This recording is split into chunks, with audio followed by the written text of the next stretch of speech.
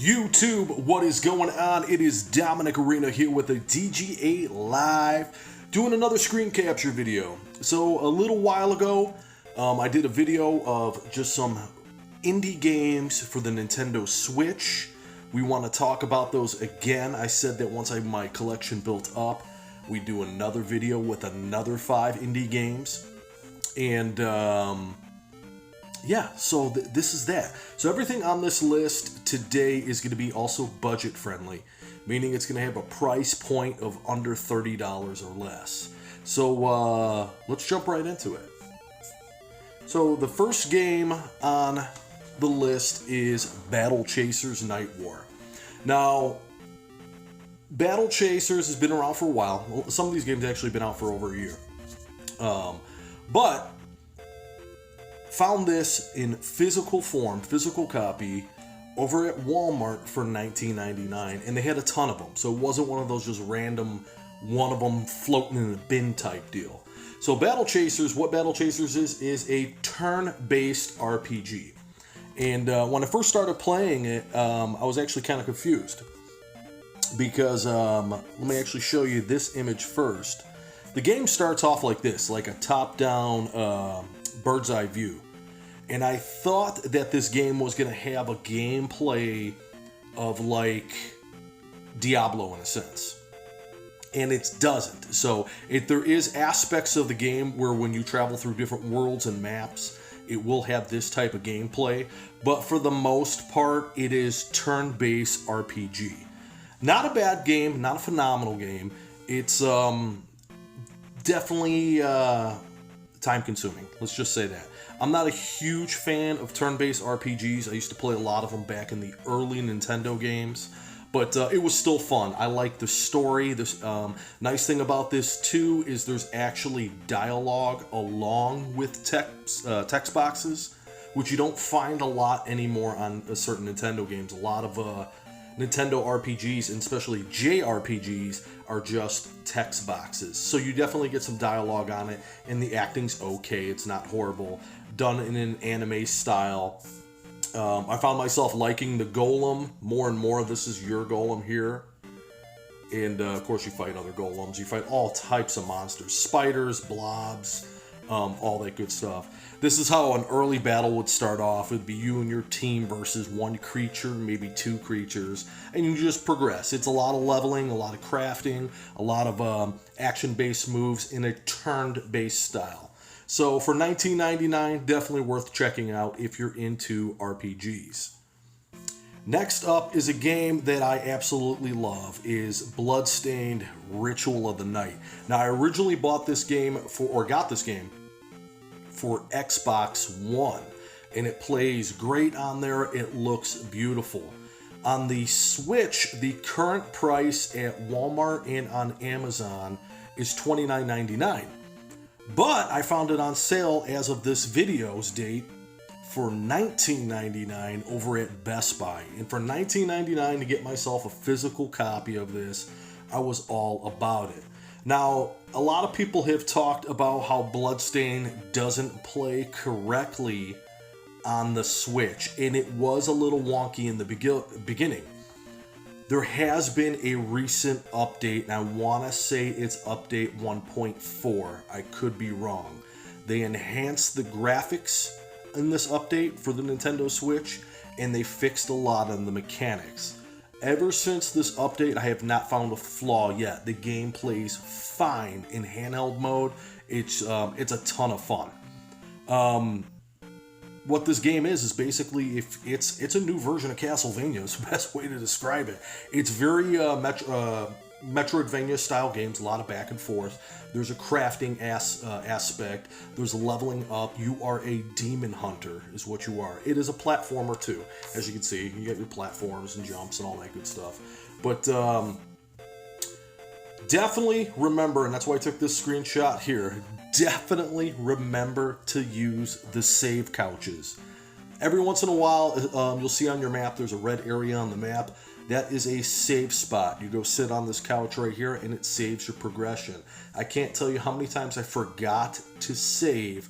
I was leveled up. I had all this new gear, all these new stuffs that I've looted and whatnot, and then I lost it all because I died. So I was like, oh shit, you got to start grinding again. You got to start rebuilding it up. Make sure you save in this game. Big deal. But the you play as Miriam. This is Miriam here. You're a demon hunter. You collect demon shards. And the more shards you get, the different power-ups you get. It's a super fun game. It's part of the Bloodstained series, which Curse of the Moon, I believe, was the first one.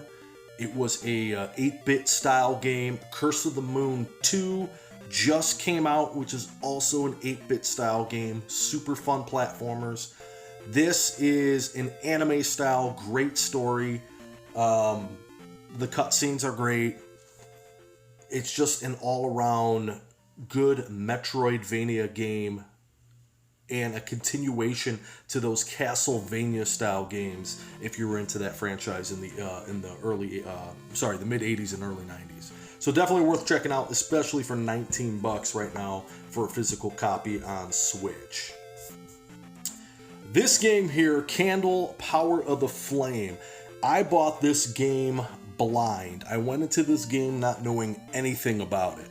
And I'll tell you why I bought it is because of an art style I've never seen before. So when I bought this, I got this one on Amazon. It was $24.99. Physical copy again. All these games I always buy in physical form, if I could find it. And I had no idea what it was going to be. If it was going to be an RPG, a platformer, I had no idea. But I was drawn to this art style. Let me show you this art style here. This is actual gameplay right here. This game is 100% done by hand. All the backgrounds, the characters, everything are hand-drawn and watercolored and then scanned into a computer. And I thought this was genius. This is great. I love hand art when it comes to video games. I'm drawn to that stuff. I look at video games as an art style. And I'd never seen a game done like this in this particular art style. And I was really drawn to it. So you play as this guy here. This is Tiku. And I will admit the game is extremely slow. It's very slow. It's not a platformer. It's not action-based. What it is puzzle solving. So every time you get to a new part of the screen, there's little things you have to do in order to progress farther into the map. And some of them are, man, they are brain teasers, I will tell you that much. And you get very little hints to it. The more you unlock, the more of the story is being narrated to you. So as you can see, there's little things. There's little levers. There's all kinds of, you could jump into it, you could climb, you could do that stuff. The mechanics are quite slow, I will admit that. But it keeps you wanting to play though, because you want to figure out what's next in the game. The music's very like world style music, you know, very Latin type. I can't really describe it. A little tribal to it. It's different. It's definitely different. Not my favorite in this list, but definitely, you know, I'm glad I did purchase it and I got it for my collection. I'm not upset about it. Now this game, I am absolutely in love with. Another one I bought on a whim, Freedom Planet. This I found at Best Buy for $24.99, and it was the physical edition released by Limited Run Games. So for those not familiar with Limited Run is a company that makes physical format games for games that were only released digitally on launch. So a lot of times a company will come out with a game and it's digital only. You have to go download it and that's it. It just falls off the face of the earth after that. Limited Run and Rare Games will release these games in a limited quantity in a physical format. Best Buy is one of the only places you can buy them in person without having to pre-order them on Limited Run's website. And I'm so glad I got this game. This game is a ton of fun and a flashback from the past. So, in a nutshell, it's Sonic the Hedgehog. It's the best way I could describe it. You run, you spin, you dash. It gets super fast like Sonic. You go through the loops, the whole 9 yards. But there's a fighting mechanic to it too. So you can use a small punch, and then you have a bigger type attack too. A bigger attack actually uses power. So as you can see in the corner of the screen up here, this blue meter right here, that's your big attack. The more you use it, you start draining it. And in order to replenish that, you have to grab these different gems throughout the game. Unlike Sonic the Hedgehog though, what makes it a little bit different is there's bigger boss fights. Some of these boss fights are huge. And then there is the aspect of having to go back in the level. Sonic was pretty straightforward. Sonic was keep going right. Keep going to the right. This game, you go to the right, you come to a dead end, you have to go back, you have to unlock a door, all that other stuff. Here's a perfect screenshot right here of like a Sonic moment where you start building up speed, you get the crazy legs, you fly down hills, you go through a loop. Ton of fun. Now I'm about 50% through this game, and my goal tonight is to beat it. I'm having a ton of fun on this. There's multiple characters. You start off with 2, and as you progress, you unlock more. So it keeps you wanting to play it. There's also 2 modes. There's classic mode, which plays every level in order. And then I think there's adventure mode, which is more of a story. And I could see myself going back and playing the different mode maybe later on. So good replay value. Definitely recommend this game if you haven't checked it out before. And then, last on the list is a game called Valfaris. And this is another indie title. I've seen this game as high as $30. I picked it up for $24.99, brand new, Amazon. And this right here is a no-nonsense run-and-gun game. When I say no-nonsense, I'm talking no leveling up, no crafting, no grinding, taking it back to Sega 1989. And it is fucking hard. I will tell you that much. So this game's art style, again, it's got that 16-bit format, beautiful colors.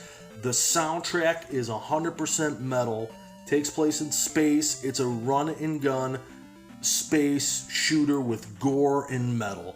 Super cool game. A ton of fun. Now, I haven't put a ton of time on it because it is one of those games where you will die and you will die and you will die. And the only way to kind of progress in it is kind of learn the level. Keep trying. Last time I felt like this was playing Cuphead for the first time and getting stuck on some of those bosses for like 20 tries. This is that type of game.